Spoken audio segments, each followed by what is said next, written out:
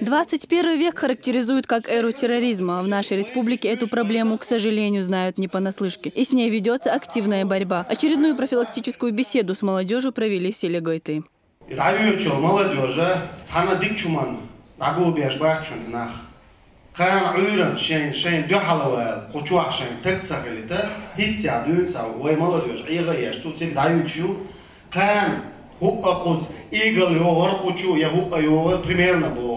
И чуи шен дюхалда адам цаглет иердеш душун адам.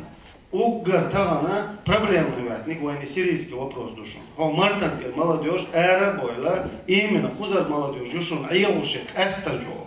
В беседе принимают участие представители духовенства и органов власти района. Начальник полиции Урус-Мартановского района Хусейн Айдамиров отметил, что борьба с радикальными проявлениями в регионе ведется на основании программы профилактики терроризма и экстремизма на территории Чеченской Республики и уже достигнуты определенные результаты.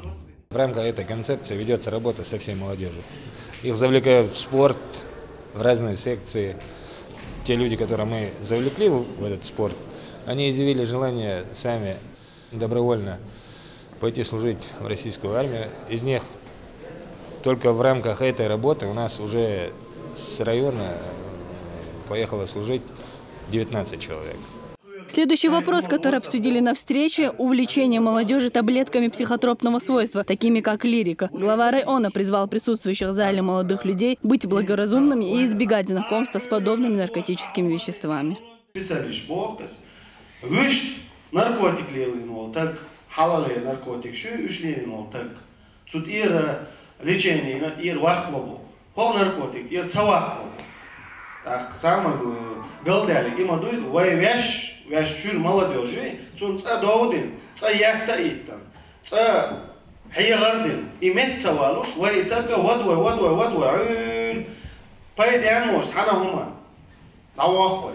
Свое отношение к обсуждаемым вопросам высказывали и представители молодой аудитории. Ученик 11 класса средней школы номер 3 Ахмед Тарамов считает, что молодежь, вступающая в ряды экстремистов, должна думать прежде всего о своих родителях. По-моему, если поехать в Сирию, как говорится, Зуламдар дует, получаем. Это боль родителям. Я к этому отношусь очень отрицательно. Как бы сказать, если послушать матери с отцом, то они тебе никогда не пожелают плохого своему ребенку. Слушаться их, заниматься спортом и учиться. Подобные встречи в районе проводятся не в первый и не в последний раз. Уже сегодня, по завершению мероприятия в Гайтах, руководство района посетило селение Алхан-Юрт. Мария Манзорова, Муса Астемиров, Тамерлан Арсанукаев. Новости.